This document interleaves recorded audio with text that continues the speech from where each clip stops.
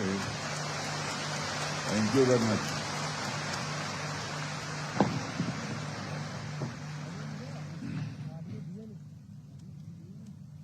हमारे मित्र महाराष्ट्र गवर्नमेंट के minister of water resources Shri Girish Mahajan, secretary defence production Shri Sanjeev Kumar, doctor D K Sunil, CMD Hindustan aeronautics limited, Shri Saket Chaturvedi, CEO HL complex नासी, रक्षा मंत्रालय, राज्य सरकार, आर्म फोर्सेस के सभी ऑफिशियल्स, हमारे एशएल के सभी कर्मी, इंडस्ट्री पार्टनर्स, एकेडमिशियंस, मीडिया के मेरे मित्रों, देवियों व सज्जनों, नासिक के एशएल के कैंपस में पहली बार मुझे आने का अवसर प्राप्त हुआ है।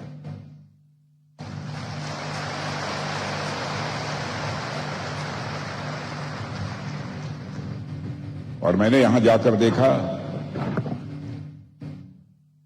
यहां जितने भी लोग लगे हुए हैं काम में, जिस परिश्रम के साथ वो काम कर रहे हैं, और यह सब तो बातें अपनी अलग है, उनके चेहरे के ऊपर जो मैंने उमंग और उत्साह देखा है, मैं उसकी अपनी तरफ से भूरी भूरी प्रशंसा करता हूं।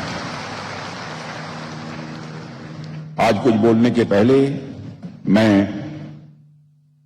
हमारे पायलट्स, जिन्होंने एलसीए मार्क 1A, एचटीटी 40 और 230 MKI, जब वो फ्लाइंग कर रहे थे तो मैं बहुत ही गौर से बैठे हुए उन्हें देख रहा था। इस शानदार फ्लाइंग के लिए मैं ग्रुप कैप्टन के वेणुगोपाल, ग्रुप कैप्टन प्रत्युष अवस्थी, खड़े हो जाइए, group captain Pratyush Awasthi, Su-30 और Su-30 MKI के के रथ, विंग कमांडर के रथ, गुड, कांग्रेचुलेशन, और विंग कमांडर श्री संजय वर्मा, मैं आप सभी को अपनी शुभकामनाएं देता हूं। और आपने देखा कि कार्यक्रम प्रारंभ होने के पहले जब श्री प्रभु राम का भजन हो रहा था, श्रेया जोशी ने बहुत ही अच्छी तरह यह भजन प्रस्तुत किया है। मैं श्रेया को अपनी तरफ से आशीर्वाद देता हूं, और मुझे किसी ने बताया कि श्रेया जोशी का जन्मदिन भी है। यहां श्रेया नहीं है क्या? वहां पर कहां है? ओ, वहां बैठे। बेटा, तुम्हारे लिए हमारी बहुत बहुत शुभकामनाएं, आशीर्वाद।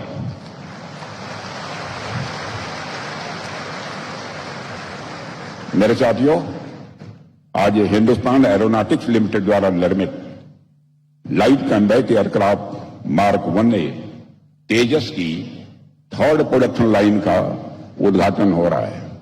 इसके साथ ही HTT 40 एयरक्राफ्ट की 2nd प्रोडक्शन लाइन का भी उद्घाटन हुआ है। इन दोनों प्रोजेक्ट्स को देश को समर्पित करते हुए मैं कहना चाहूंगा, मुझे बेहद खुशी हुई है। मैं एचएल को और इस प्रोजेक्ट से जुड़े हुए हर व्यक्ति को मैं हृदय से बधाई देता हूं। और मुझे इस बात की खुशी है कि इस अवसर पर मुझे नासिक की इस पवित्र भूमि पर आने का एक अवसर प्राप्त हुआ है। नासिक का जहां तक प्रश्न है, नासिक की धरती अपने आप में बहुत ही हिस्टोरिकल है, ऐतिहासिक है।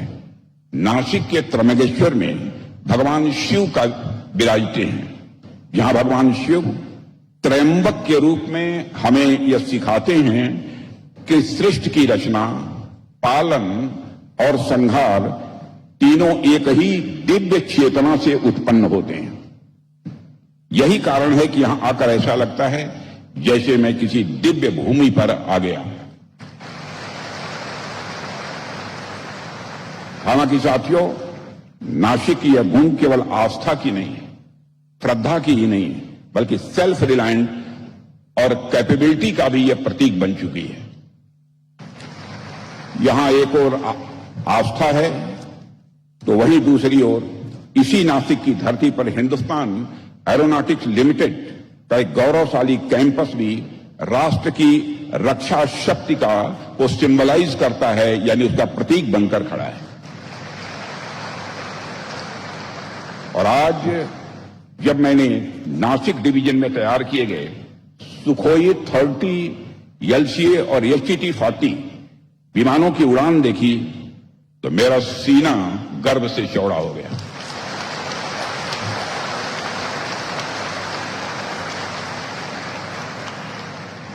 उनकी उड़ान रक्षा क्षेत्र में भारत की, मैं मानता हूं, मैं इस रूप में देख रहा था, यह भारत की आत्मनिर्भरता की उड़ान है, यह भारत के सेल्फ रिलायंस की एक फ्लाइंग है।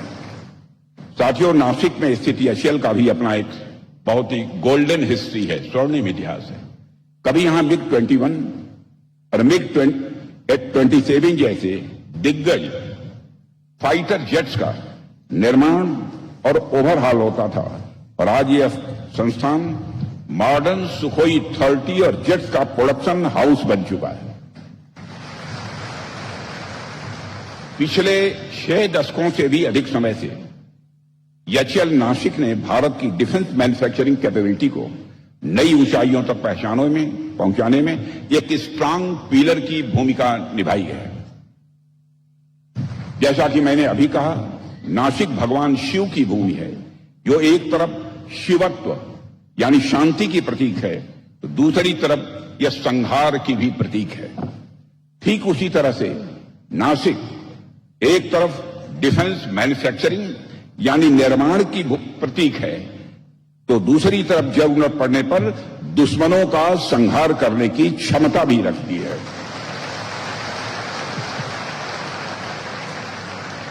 तो एक तरह से नासिक में भी, इस कैंपस में भगवान शिव की भावना दिखाई देती है।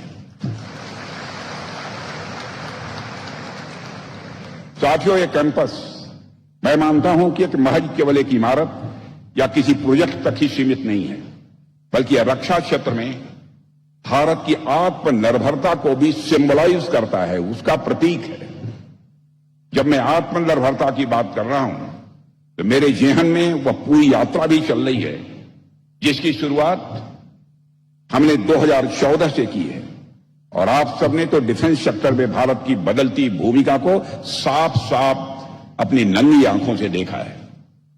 एक समय था जब देश में रक्षा की जरूरतों को पूरा करने के लिए अन्य देशों पर हमारा देश निर्भर था, और लगभग 65 to 70% डिफेंस इक्विपमेंट इंपोर्ट किए जाते थे। लेकिन आज स्थिति बदल चुकी है। अब भारत 65% मैन्युफैक्चरिंग अपनी ही धरती पर कर रहा है, और बहुत जल्द ही हम अपनी डोमेस्टिक मैन्युफैक्चरिंग को 100% तक ले जाना चाहते हैं। यह हमारा संकल्प है। साथियों, डिफेंस सेक्टर में आत्मनिर्भरता की सोच कोई आज की नहीं है।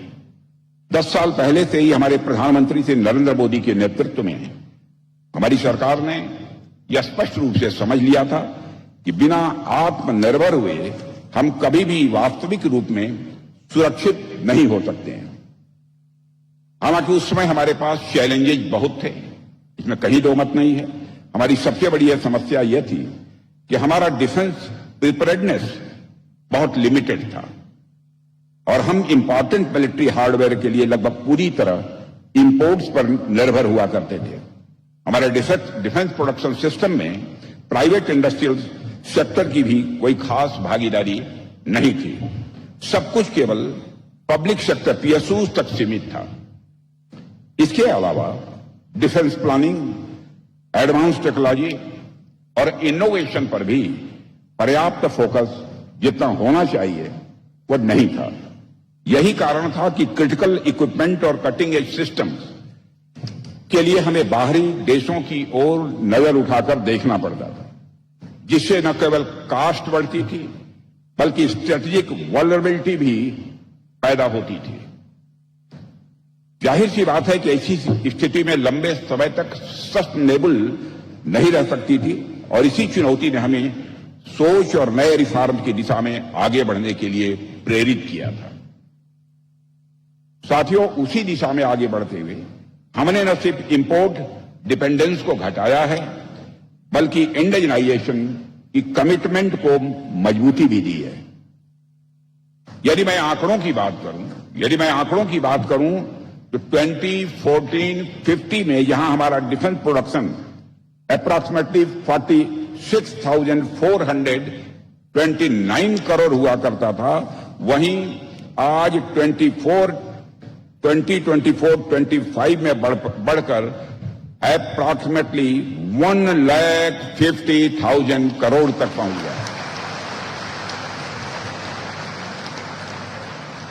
और यह सब भारत के अंदर जो करिश्मा हुआ है, उसमें मेजर कंट्रीब्यूशन यदि किसी का है तो आप जैसे लोगों का है। मेजर कंट्रीब्यूशन यदि किसी का है तो आप जैसे लोगों का है।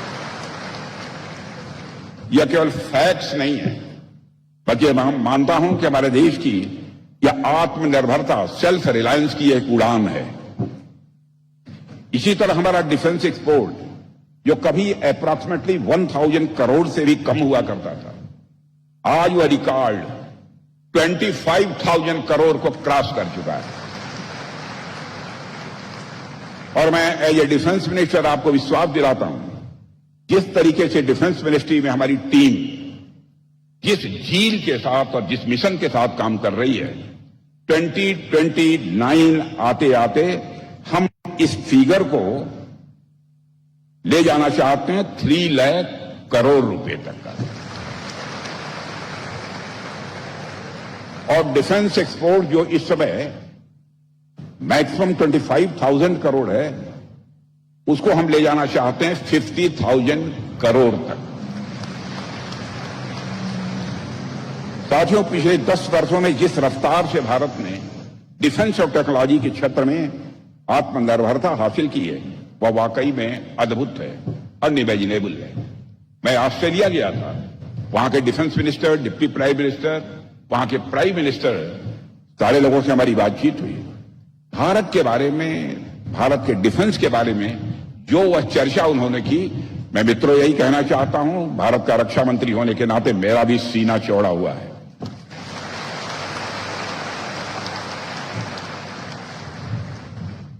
पहले हम जो कुछ बाहर से खरीदते थे, वो अब सारी चीजें अपने देश में बना रहे हैं। Fighter aircraft, missiles, engine, electronic warfare systems, इन सभी क्षेत्रों में भारत ने जबरदस्त प्रोग्रेस की है। मैं अक्सर कहता हूं कि जब हम हाई डिफेंस टेक्नोलॉजी की बात करते हैं, तो यह सिर्फ मशीनों या हथियारों की बात नहीं होती है। यह हमारी सोच, यह हमारी क्षमता और हमारे आत्मविश्वास की एक नई कहानी होती है। साथियों, आपने देखा होगा कि भारत में स्पेस टेक्नोलॉजी और इंडिजिनस डिफेंस मैन्युफैक्चरिंग के क्षेत्र में भी बड़ी सफलता हासिल की है। यह सफलता आपने हासिल की है, आप जैसे लोगों ने हासिल की है। आज हम स्पेस में भी अपनी जगह मजबूत कर चुके हैं। आज हमारी एरोस्पेस इंडस्ट्री भी रैपिड ग्रोथ शो कर रही है। हमने मेक इन इंडिया के अंतर्गत लोकल मैन्युफैक्चरिंग को इनकरेज करने और एरोस्पेस इक्विपमेंट के प्रोडक्शन जैसे इनिशिएटिव्स भी उठाए हैं। साथियों, आज के समय में युद्ध के तौर तरीके जितनी तेजी से बदल रहे हैं, आप सब उससे अच्छी तरह वाकिफ हैं। आज artificial intelligence, cyber warfare, drone systems और नेक्स्ट जनरेशन एयरक्राफ्ट जैसी चीजें भविष्य की एक दिशा तय कर रही है। अब युद्ध सिर्फ जमीन या आसमान में नहीं, बल्कि अनेक फ्रंटियर्स पर भी लड़े जा रहे हैं। भारत को इस नई रेस में हमेशा आगे रहना है, हम कभी पीछे नहीं रहना चाहते। और मुझे लगता है भारत जितनी तेजी के साथ आगे बढ़ रहा है और इंटरनेशनल कम्युनिटी में भारत के बारे में जो एक परसेप्शनल चेंज आया है, लोगों की सोच में बदलाव आया है। आप जाइए दुनिया के दूसरे देशों में, बहनों भाइयों, भारत के बारे में जो उनकी धारणा बनी है, उसको उनके मुख के द्वारा सुनकर स्वाभाविक रूप से अपना भी सीना चौड़ा होता है।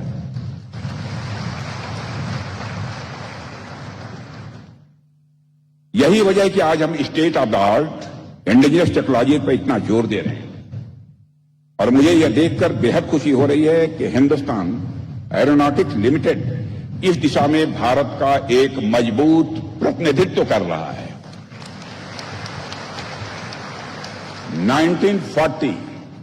1940 के दशक में स्थापित हुआ यह संस्थान आज हमारे देश के रक्षा क्षेत्र का बैकबोन बन चुका है। अभी कुछ दिन पहले हमने MiG-21 की डीकमीशनिंग की थी। लंबे समय तक MiG-21 ने इस राष्ट्र की सेवा की और उसकी ऑपरेशनल नीड्स को पूरा करने में एचएएल ने मेजर कंट्रीब्यूशन किया है। और MiG-21 को ऑपरेशनल सपोर्ट देने में आपका जो योगदान है, मैं हृदय से उसकी सराहना करता हूं। जब मैं एचएएल के परिश्रम, आप सब लोगों के मेहनत की यहां पर बात कर रहा हूं, तो मैं ऑपरेशन सिंदूर के दौरान एचएएल की जो बड़ी भूमिका रही है उस पर भी कुछ बातें आपसे मैं करना चाहूंगा।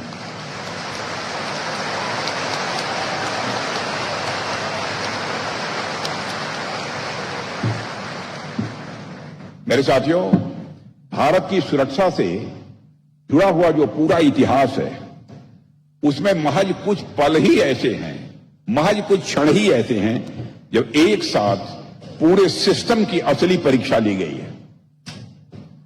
ऑपरेशन सिंदूर ऐसा ही एक मिशन था।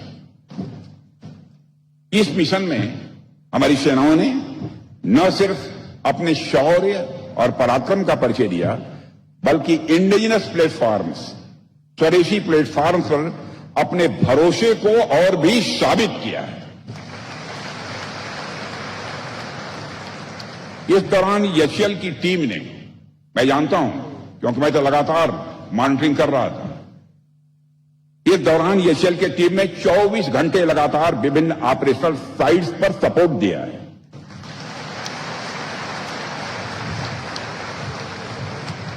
Fighter jets, Sukhoi, Jaguar, Mirage, Tejas और हेलीकॉप्टर्स के मेंटेनेंस और रिपेयर्स आपने चटपट किए, तुरंत किए।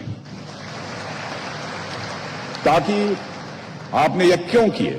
ताकि भारतीय वायुसेना की ऑपरेशनल रेडीनेस ये बनी रहे, किसी भी सूरत में ये कमजोर न होने पाए। यह इस बात का प्रतीक था कि जब बात देश की सुरक्षा की आएगी तो हम इक्विपमेंट खुद भी बना सकते हैं और उन इक्विपमेंट से खुद की रक्षा भी कर सकते हैं। मैं इस अवसर पर एचएएल परिवार को पुनः एक बार हार्दिक बधाई देता हूं। और मेरे साथियों, आपने साबित किया है कि जब डेडिकेशन और इनोवेशन ये साथ चलें तो कोई भी लक्ष्य किसी भी सूरत में असंभव हो ही नहीं सकता है। मुझे जानकर भी बेहद खुशी हुई है कि नासिक की टीम ने सुखोई 30 पर ब्रह्मोस मिसाइल की एस्टेब्लिशमेंट का एक महत्वपूर्ण काम किया है।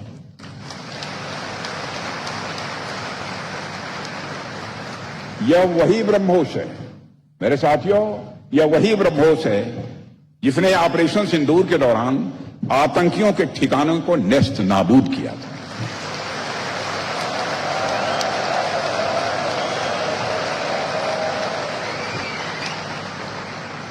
और जब इस नई प्रोडक्शन लाइन के उद्घाटन के साथ यहां made in India fighters and trainers के प्रोडक्शन का भी एक नया युग शुरू हो रहा है।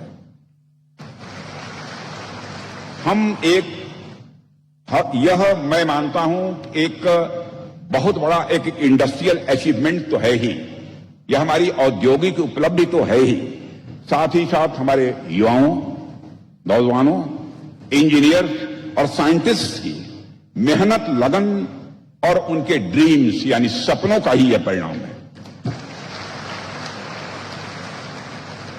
इसके अलावा एलसीए तेजस और HTT-40 एयरक्राफ्ट का निर्माण जो हो रहा है वह भी हमारे देश के अलग अलग इंडस्ट्री पार्टनर्स के कोलैबोरेशन का ही यह परिणाम है।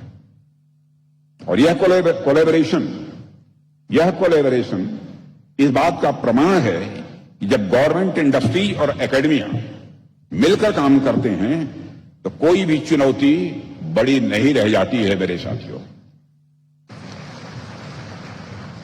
वैसे भी हम सब नासिक में एकत्र हुए हैं। अगले वर्ष यहां कुंभ का भी आयोजन होने वाला है और आप सब उसकी प्रतीक्षा कर रहे होंगे। और उसके मंत्री जी हमारे यहां बैठे हुए हैं, गिरीश जी महाजन। और आज यहां पर मुझे यूथ, इनोवेटर्स, इंडस्ट्री और एकेडमिया का भी एक महाकुंभ देखने को मिल रहा है। और जिस तरह से कुंभ स्नान के बाद लोगों को एक नई ऊर्जा मिलती है, ठीक उसी तरह से मुझे विश्वास है कि इस महाकुंभ से निकलने के बाद आप सब भी एक नई ऊर्जा के साथ राष्ट्र निर्माण में और तेजी के साथ लग जाएंगे।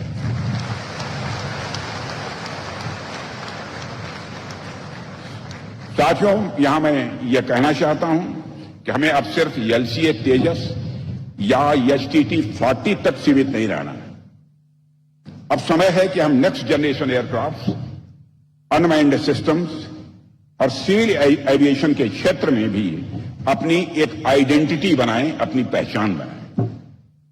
और मुझे पूरा विश्वास है एचएल नासिक आने वाले समय में इन सभी क्षेत्रों में बहुत ही अपनी अहम भूमिका का निर्वाह करेगा। यह विश्वास लेकर मैं यहां से वापस हो रहा हूं।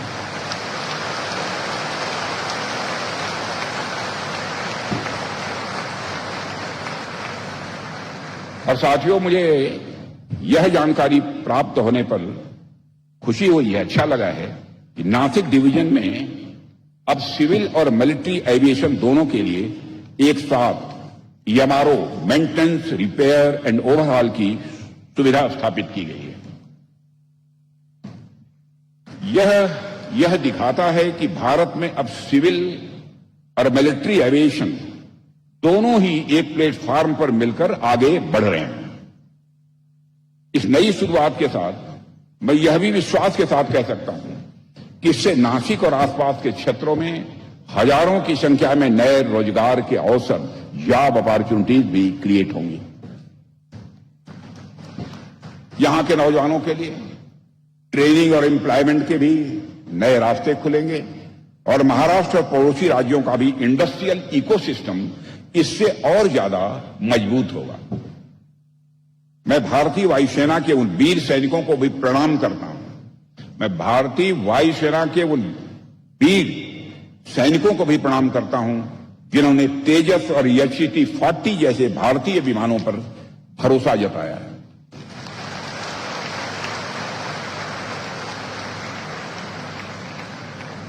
और साथियों, मैं कहना चाहता हूं कि यह भरोसा ही हमारी सबसे बड़ी ताकत है। और मुझे देखकर यह बहुत ही अच्छा लगा कि एचएल एक पब्लिक सेक्टर के रूप में प्राइवेट सेक्टर के साथ कदम से कदम मिलाकर दुनिया के बेस्ट स्टैंडर्ड्स को हासिल कर रहा है। और यह भी अच्छी बात है कि एचएल का यह पूरा कॉम्प्लेक्स अब पेपरलेस, डिजिटल और पूरी तरह से सस्टेनेबल है।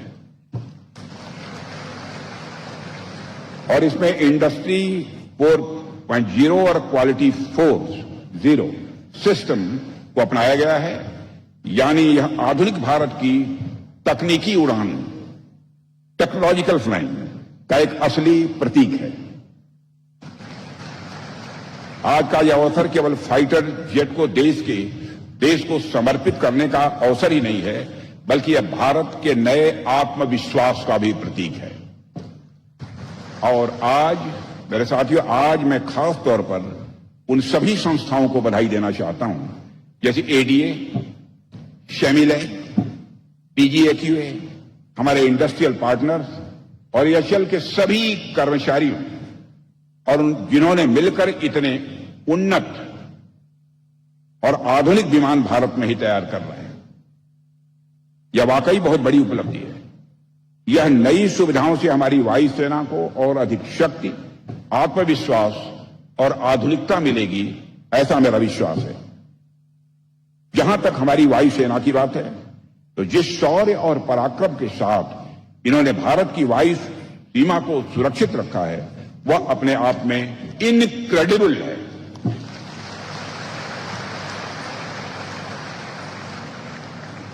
हमारे प्रत्येक एयर वॉरियर के पराक्रम पर हमारे प्रत्येक एयर वॉरियर के पराक्रम पर इस देश के बच्चे बच्चे तक को भरोसा है और नाज भी है। और मैं समझता हूं कि जिस तरह से उन एयर वॉरियर्स का भरोसा एचएएल के ऊपर है, वह भी अपने आप में आप लोगों के लिए बहुत ही इंस्पायरिंग है। साथियों, आप सभी एवियोनिक्स के जो है विशेषज्ञ हैं, आप सभी टेक्निकल एक्सपर्ट हैं, इसलिए मैं ज्यादा टेक्निकल बातें तो आपसे नहीं करूंगा। वैसे मैं भी टेक्निकल ही हूं, मैं भी फिजिक्स का स्टूडेंट रहा हूं और फिजिक्स मैंने पढ़ाई भी है, इसलिए चीजों को समझता हूं। इसलिए जब भी एविएशन की बात होती है तो मुझे उसमें सिर्फ मशीनें नहीं दिखती, बल्कि जीवन के गहरे संदेश भी दिखाई देते हैं।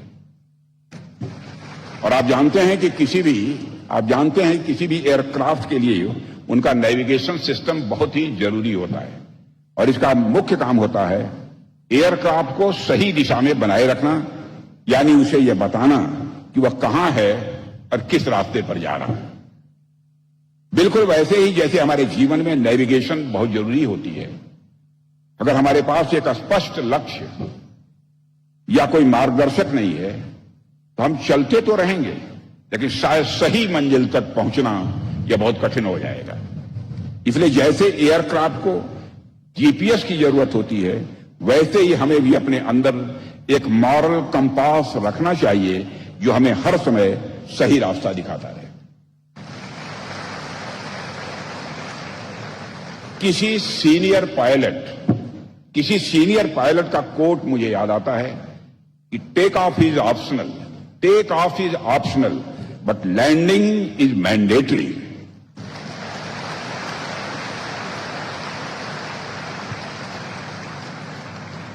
इसका मतलब यह है किसी भी काम की शुरुआत करना मेरे साथियों बहुत आसान है, लेकिन उसे अंत तक सफलतापूर्वक पूरा करना यह थोड़ा सा बहुत ही जिम्मेदारी वाला काम है। जब हम कोई नए प्रोजेक्ट शुरू करते हैं तो उत्साह तो बहुत होता है, लेकिन असली परीक्षा तो तब होती है जब कठिनाइयां आती हैं। उस समय धैर्य, ध्यान और सही निर्णय की ही हमें सफलता तक पहुंचा सकते हैं। यह हम सबको याद रखना चाहिए। धैर्य नहीं खोना चाहिए, ध्यान को भटकने नहीं देना चाहिए। सही निर्णय हम लेंगे और हम आगे बढ़ेंगे। एक अच्छे पायलट की तरह हमें भी काम रहना चाहिए, काम एंड कूल, और हर स्थिति में सही फैसला लेना चाहिए। आज मैं सारे पायलट्स के ही उदाहरण दे रहा हूं आपको। हर प्रोजेक्ट को एक उड़ान की तरह संभालें, हर प्रोजेक्ट को एक उड़ान की तरह, फ्लाइंग की तरह संभालें। शुरुआत जोश से करें, बीच में संतुलन बनाए रखें और अंत में उसे सुरक्षित तरीके से पूरा करें, क्योंकि जैसे एवियोनिक्स एयरक्राफ्ट को अवेयर, कनेक्टेड, स्टेबल और पावर रखता है, वैसे ही हमें भी रहना है।